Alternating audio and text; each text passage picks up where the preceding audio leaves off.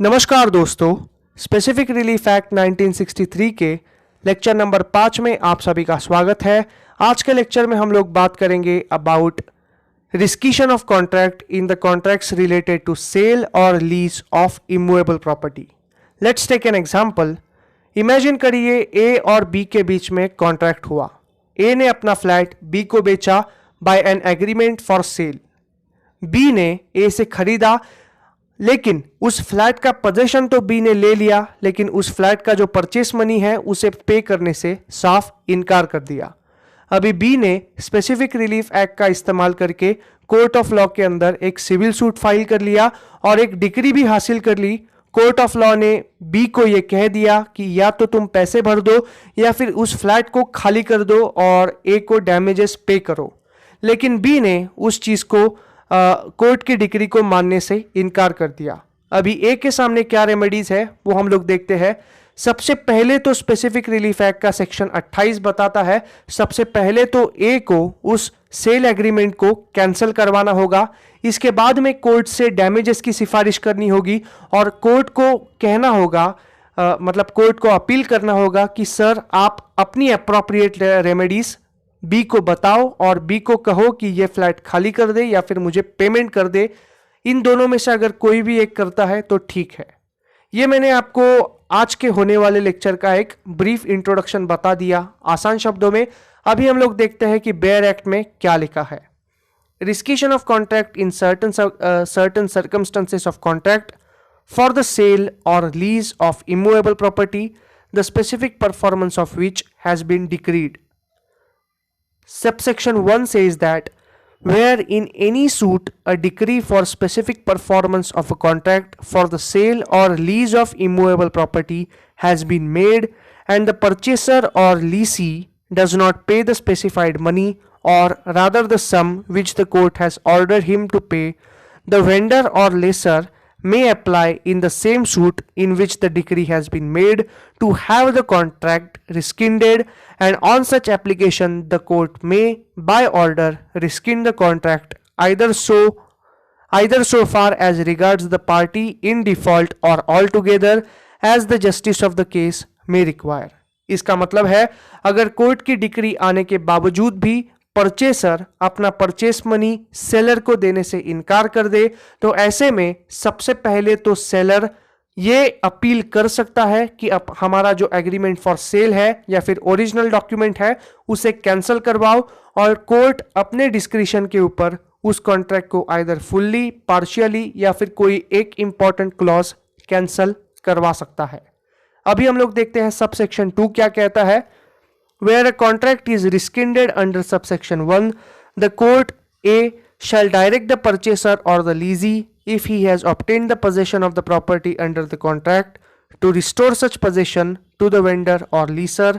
इसका मतलब है सबसेक्शन ए ये कहता है अगर परचेसर ने सेलर से प्रॉपर्टी का पोजेशन लिया है तो कोर्ट ऑफ लॉ उसे ये डायरेक्ट करेगा कि तुम उस प्रॉपर्टी का पोजेशन इमीडिएटली खाली करो। Subsection B says that may direct payment to the vendor or lessor of all the rents and properties which has been accrued in respect of the property from the date of which possession was so obtained by the purchaser or lessee until restoration of possession to the vendor or lessor, and if the justice of the case so require, the refund of any sum paid by the vendee or lessee as earnest money or deposit in connection with the contract। इसका मतलब है court purchaser से ये कहेगा कि अब तक तुमने जितना भी प्रॉपर्टी का इस्तेमाल किया है उसका पेमेंट भर दो, और कोर्ट ऑफ लॉ में फॉर सम केसेस कुछ केसेस में ये कंपेल कर सकता है कि तुम भाग ना जाओ, इसलिए कोर्ट के अंदर एक डिपॉजिट भी डिपॉजिट कर दो, यानी some amount of money as a deposit तुम कोर्ट ऑफ लॉ में डिपॉजिट कर दो।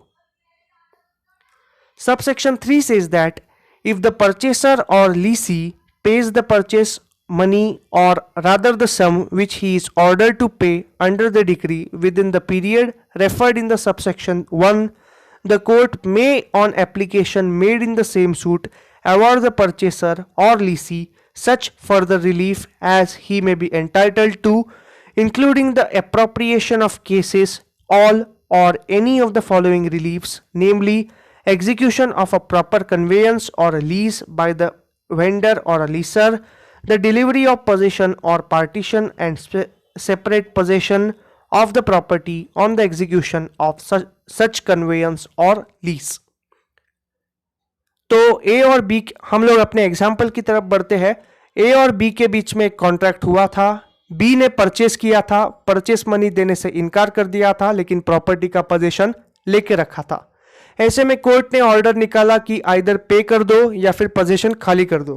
तो स्पेसिफाइड अमाउंट ऑफ टाइम में कोर्ट ने जितना भी सम बोला था, for example let's say court ने कहा कि अपनी क्रेडिबिलिटी जताने के लिए तुम 10% ऑफ द अमाउंट एक महीने के अंदर पे कर दो. तो परचेसर ने 10% भर दिया, तो कोर्ट उस परचेसर को फर्दर रिलीफ देगा. इसका मतलब है the execution of proper conveyance और a lease by the vendor और लेसर. इसका मतलब है कोर्ट रीड्राफ्ट करेगा उस पर्टिकुलर एग्रीमेंट फॉर सेल को और अपने ओन डिस्क्रिशन में आकर फर्दर रिलीफ प्रोवाइड करेगा. या फिर अगर कोर्ट ने ये डायरेक्ट किया कि 50% भर दो या फिर 100% भर दो और तुम उस पोजीशन को कायम रख सकते हो, अगर परचेसर ने वैसा अमाउंट भर दिया तो कोर्ट उसको फर्दर रिलीफ प्रोवाइड करेगा. या फिर कोर्ट यहां तक जा सकता है कि उस कॉन्ट्रैक्ट को अपने डिस्क्रिशन में लेके स्पेसिफिकली एनफोर्स करवा भी सकता है. कोर्ट के पास ये पावर है. Subsection 4 says that no separate suit in respect of any relief which may be claimed under the section shall lie in the instance of vendor, purchaser or leaser or leasee as the case may be. इसका मतलब है अगर purchaser ने कोई relief claim कर दिया तो seller को और ज्यादा रिलीफ क्लेम करने के लिए सेपरेट सूट नहीं फाइल करना होगा. अगर सेलर ने ऐसा किया और फर्दर रिलीफ क्लेम करने के लिए, तो उस सेलर का सूट डिसमिस हो जाएगा. सिर्फ एक ही सूट में अपनी जितनी भी रेमेडीज है उनको मेंशन करना होगा और उन रेमेडीज को कोर्ट से क्लेम करना होगा और अपने पास में लेना होगा.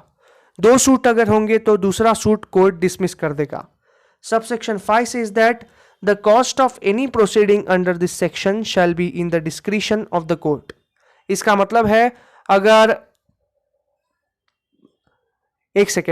इसका मतलब है कि अगर सेलर ने अपने डैमेजेस क्लेम किए तो court at its discretion purchaser को बोलेगा कि सेलर को इतना डैमेजेस तुम दे दो for the cost of their legal expenses. अगर कोर्ट के मन में यह जाहिर हुआ कि इसे देना चाहिए तो वो परचेसर से कह के सेलर को बोल सकता है कि इनके कॉस्ट ऑफ लीगल एक्सपेंसेस तुम बेयर करो. एट इट्स डिस्क्रिशन, ऐसा कंपलसरी नहीं है, अगर कोर्ट को जरूरी लगा तो वो कह सकता है. आशा करता हूं आपको सेक्शन नंबर 28 समझ में आया होगा. इस स्लाइड में मैंने इस पर्टिकुलर चीज का एक्सप्लेनेशन दिया है, आप चाहिए तो स्क्रीनशॉट कर लेना. मैंने हर स्लाइड को वर्ड बाय वर्ड समझाया है, so take the screenshot and that's it for today's lecture. Thank you so much. Please like, share and subscribe to my channel.